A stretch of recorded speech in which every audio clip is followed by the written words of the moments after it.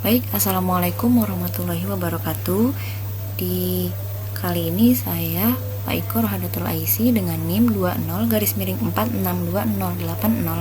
PA-20052 dari Prodi Elektronika dan Instrumentasi. PowerPoint ini saya buat dengan tujuan memenuhi tugas kalkulus 2 dengan dosen pengampu Pak Dr. Irwan Indrayanto, ASSI, MSc, dan Bu Nur Husnus Suadah, SSI, MSc. Nah, yang pertama ada description, feelings, evaluation, analysis, conclusion, dan action plan. Jadi kali ini di video ini saya akan menjelaskan rangkuman yang telah saya buat mengenai salah satu materi pada matkul kalkulus 2, yaitu aplikasi integral. Saya merasa sangat bersemangat dan penasaran tentang bagaimana pengaplikasian integral.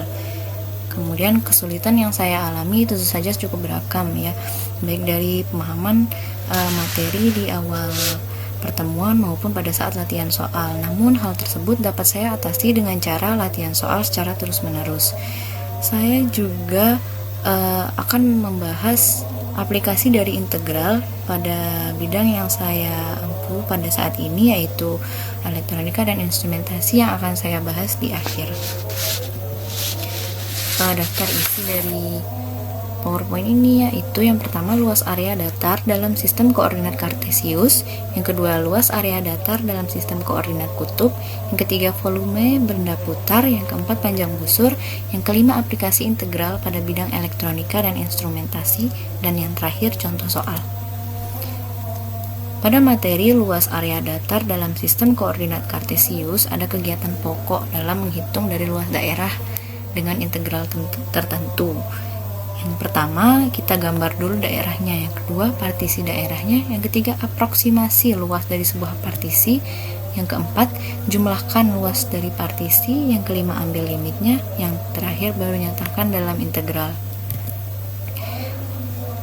Untuk kasus pada gambar yang telah saya sediakan pada slide ini, pada daerah D, dengan X berada di antara A sampai B dan Y berada di antara fungsi G dan fungsi H, iris D menjadi N bagian dari luas suatu buah irisan dihampiri oleh luas persegi panjang dengan tinggi fungsi A, fungsi G, alas lebar delta X.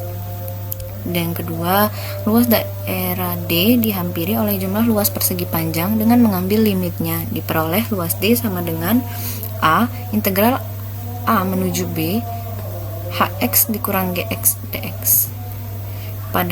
Kemudian pada kasus lainnya yang telah saya sebutkan di dalam slide ini, daerah D di mana Y berada di antara C dan D, sedangkan X berada di antara fungsi G dan fungsi H. Iris D menjadi N bagian, yang kemudian luas D itu dihampiri oleh luas persegi panjang dengan mengambil limitnya, yang kemudian diperoleh luas D itu sama dengan integral C menuju D, HY dikurang GY DY. Kemudian pada gambar ini di mana fx kurang gx mutlak itu sama dengan fx kurang gx ketika fx-nya lebih besar daripada gx, dan gx kurang fx apabila gx lebih besar sama dengan fx. Area di antara y, fx dan y gx, dan di antara xa sama dengan x sama dengan b adalah integral A menuju B mutlak fx kurang gx dx.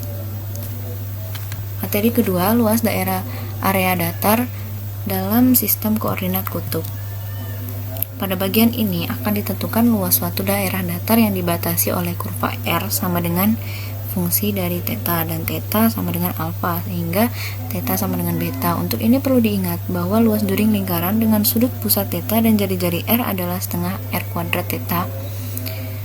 Kemudian jadi luas daerah yang dicari itu adalah limit N menuju tak hingga sigma N I sama dengan 1 setengah F theta 1 I bintang kuadrat dikali delta theta I itu sama dengan integral alfa menuju beta setengah f theta I kuadrat d theta itu sama dengan setengah integral alfa menuju beta r kuadrat d theta.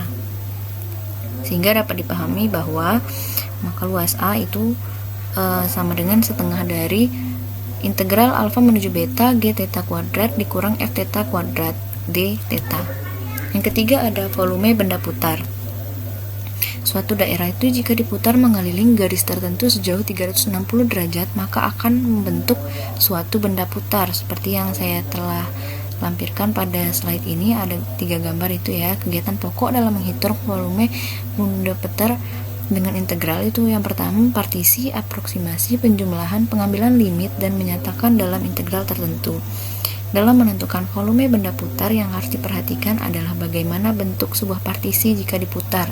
Berdasarkan bentuk partisi tersebut, maka metode yang digunakan untuk menentukan volume benda putar dibagi menjadi, yang pertama ada metode cakram, yang kedua ada metode cincin, dan yang ketiga ada metode kulit tabung.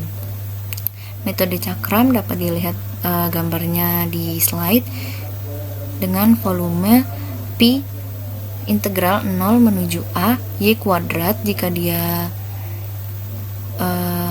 terhadap sumbu X dan X kuadrat apabila terhadap sumbu Y. Kemudian ada metode cincin, yaitu menghitung volume benda putar dan menggunakan metode cincin itu dilakukan dengan memanfaatkan rumus volume cincin seperti yang ada pada gambar di samping saya, yaitu V sama dengan Pi dalam kurung R besar kuadrat dikurang R kecil kuadrat dikali dengan H. Jadi volumenya adalah Pi integral A menuju B Y1 kuadrat dikurang Y2 kuadrat dx, atau A diganti menjadi X. Kemudian yang terakhir ada metode kulit tabung, di mana X merupakan jari-jari dan Y merupakan tinggi tabung.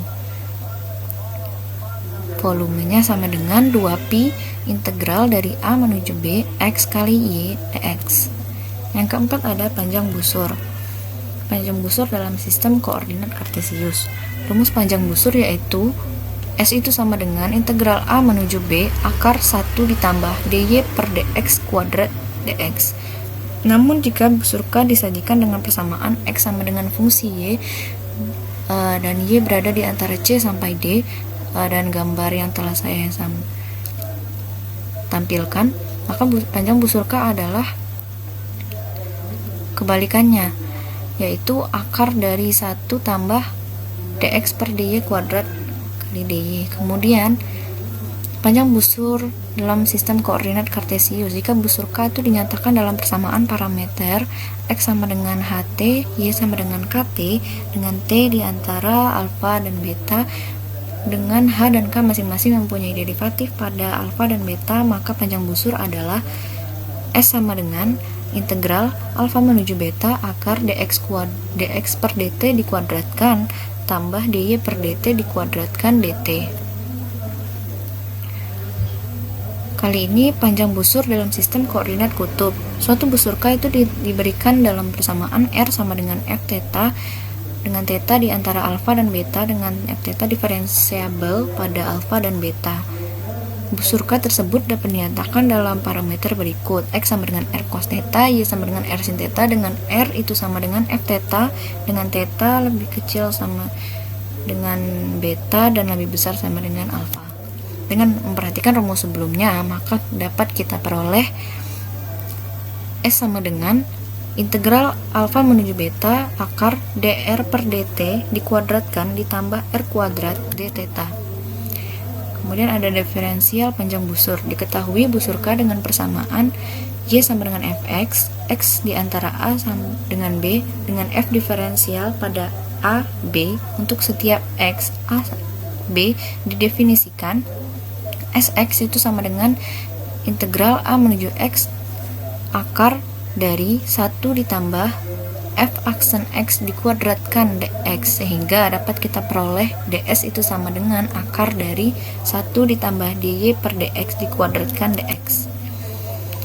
Apabila busur K itu mempunyai persamaan sebagai berikut, maka dapat dinyatakan sebagai ds sama dengan dx per dt dikuadratkan ditambah dy per dt dikuadratkan dt. Selanjutnya, apabila busur K mempunyai persamaan S sama dengan F theta, dengan theta A, alfa dan beta dengan f itu diferensiabel pada alfa dan beta, maka diferensial panjang busur dapat dinyatakan sebagai ds sama dengan akar dari r kuadrat ditambah dr per d theta kuadrat d theta.